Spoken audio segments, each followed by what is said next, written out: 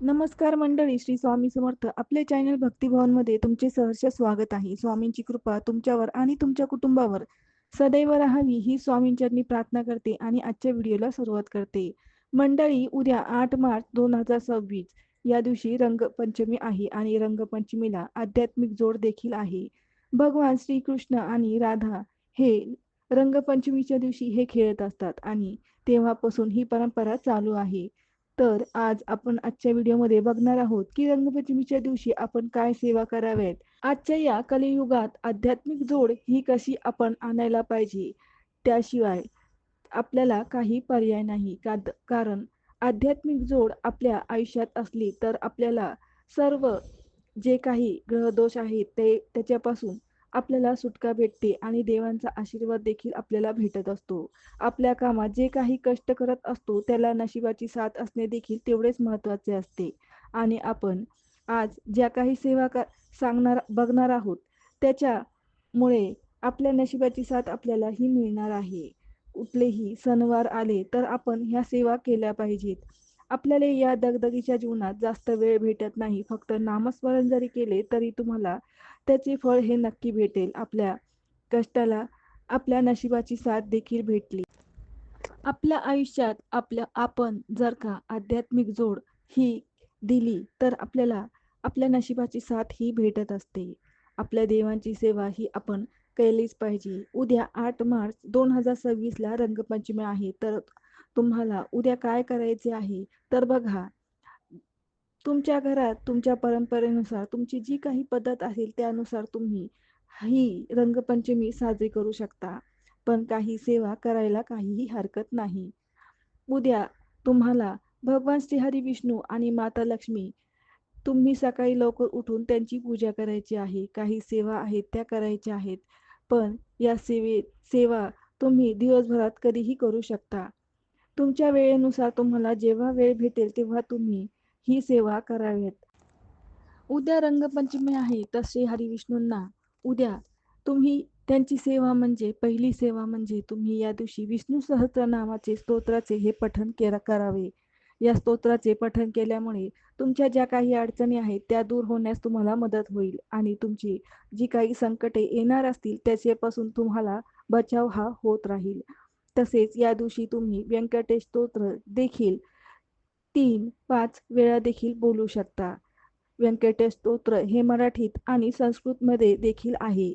त्यापैकी कुठलेही एका स्तोत्राचे तुम्ही पठण करावे. आता सर्वात महत्त्वाचं म्हणजे रंगपंचमीच्या दिवशी तुम्ही श्रीहरी विष्णूंना कमळगट्ट्याची माळ ही अर्पण करायची. कमळगट्ट्याची माळ ही महालक्ष्मीला अतिशय प्रिय असते आणि जर का तुम्ही श्रीहरी विष्णूंना ही जर का अर्पण केली तर माता लक्ष्मी ही तुमच्या घरी नक्कीच येईल आणि जिथे श्रीहरी विष्णूंची पूजा होते तिथे माता लक्ष्मी ही येतच असते. म्हणून तुम्ही या दिवशी श्रीहरी विष्णूंना कमळगट्ट्याची माळ ही अर्पण करावी. जर का कमळगट्ट्याची माळ नसेल तर आजकाल बाजारात कमळगट्ट्याचे मणी देखील भेटतात. ते देखील तुम्ही 3, 5, 7, 11, 21 या संख्येने अर्पण करू शकता किंवा घरात जरी असेल तरी कमळगट्ट्याची माळ किंवा मणी हे तुम्ही अर्पण करू शकता. उद्या रंगपंचमी आहे तर तुम्ही तुमच्या घरात जर का श्रीयंत्र असेल किंवा श्रीयंत्रच्या नावाने तुम्ही एक सुपारी घ्यावी आणि त्या सुपारीवर तुम्ही कुंकुमार्चन हे करावे आणि हळद देखील अर्पण करावे.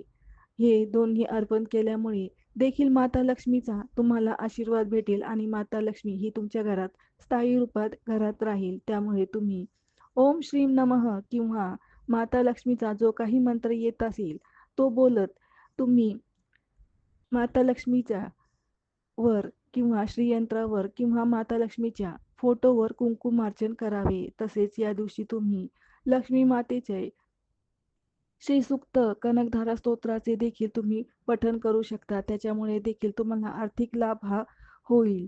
त्यामुळे या दिवशी तुम्ही कनकधारा स्तोत्राचे पठण हे करावे आणि श्रीसूक्ताचे पठण देखील तुम्ही करावे. तसेच या दिवशी तुम्ही संतान प्राप्तीसाठी बाळकृष्णाचा एक मंत्र आहे तो ओम देवकी सूत गोविंद वासुदेव जगतपते देही मे तनयम कृष्ण त्वामहम शरणम गतः हा जो मंत्र आहे तो तुम्ही या दिवशी 11, 21 51 किंवा 108 वेळा देखील बोलू शकता. मा श्रीहरी विष्णूंना म्हणजेच किंवा बाळकृष्णाची मूर्ती असेल तर त्यांच्यासमोर तुम्ही बसावे, तुम्ही तुमची इच्छा सांगावी आणि या मंत्राचे तुम्ही पठण करावे. त्यांना प्रार्थना करावी की तुमच्यासारखाच एक बाळकृष्ण मला तुम्ही द्यावा आणि नंतर तुम्ही या मंत्राचे पठण करायला सुरुवात करावी. अशा प्रकारे तुम्ही या दिवशी संतान प्राप्तीसाठी देखील मंत्राचा जप करू शकता. रंगपंचमीच्या दिवशी तुम्हाला ज्या देवांना मानता, महादेवाच्या पिंडीवर श्रीहरी विष्णूंचा, माता दुर्गा, माता लक्ष्मी किंवा तुमचे कुलदेवी, कुलदैवत, स्वामी महाराज, दत्त महाराज, गजानन महाराज किंवा तुम्ही ज्या कोणत्याही देवांना तुम्ही मनापासून ज्यांची भक्ती करता त्यांना थोडासा का होईना तुम्ही हा रंग, कुठलाही रंग अर्पण करावा. शक्यतो पिवळा रंग किंवा हळद ही अर्पण करावी आणि देवांचा आशीर्वाद मागावा. देवांसोबत हा रंग अर्पण केल्यामुळे आपण देवांसोबत रंगपंचमी हा सण साजरी केला असा होतो. त्यामुळे आपण देवांसोबत रंगपंचमी साजरी करावी, खेळावी आणि आपण त्यांना रंग किंवा हळद ही अर्पण करावी. उद्या रंगपंचमी आहे तर तुम्ही सकाळी लवकर उठावे, पाण्यामध्ये गंगाजल, हळद आणि पांढरे तीळ टाकून अंघोळ करावी. नंतर सूर्याला अर्घ्य द्यावा. नंतर माता लक्ष्मी आणि श्रीहरी विष्णूंना हळद आणि पांढरे तीळ आणि गुलाब पाणी एकत्र करून माता लक्ष्मी आणि श्रीहरी विष्णू यांचा अभिषेक करावा. तुमच्या मनातल्या इच्छा सांगाव्यात, त्यांचा अभिषेक करावा. नंतर स्वच्छ पाण्याने पुन्हा अभिषेक करून स्वच्छ पुसून तुम्ही विधानुसार त्यांची पूजा करावी. त्यांना पिवळे फूल, पिवळी हळद किंवा पिवळा रंग अर्पण करावा. त्यांना पिवळा नैवेद्य अर्पण करावा. श्रीहरी विष्णूंना पिवळा रंग अतिशय प्रिय आहे. या दिवशी केळीचे दान हे नक्की करावे. अशा प्रकारे तुम्ही उद्या 8 मार्च 2026 ही रंगपंचमी देवांसोबत साजरी करावी. तुमचे कुलदैवत, कुलदेवी यांच्यासोबत तुम्ही ज्यांना मनापासून ज्यांची भक्ती करता त्यांच्यासोबत रंगपंचमी ही साजरी करावी. तर मंडळी, आजचा हा व्हिडिओ रंगपंचमी आपण काय काय उपाय करावेत, काय सेवा कराव्यात ह्या विषयी होता. तुम्हाला व्हिडिओ आवडला असेल तर नक्की लाईक करा. आता भेटू पुढच्या व्हिडिओमध्ये. तोपर्यंत श्री स्वामी समर्थ.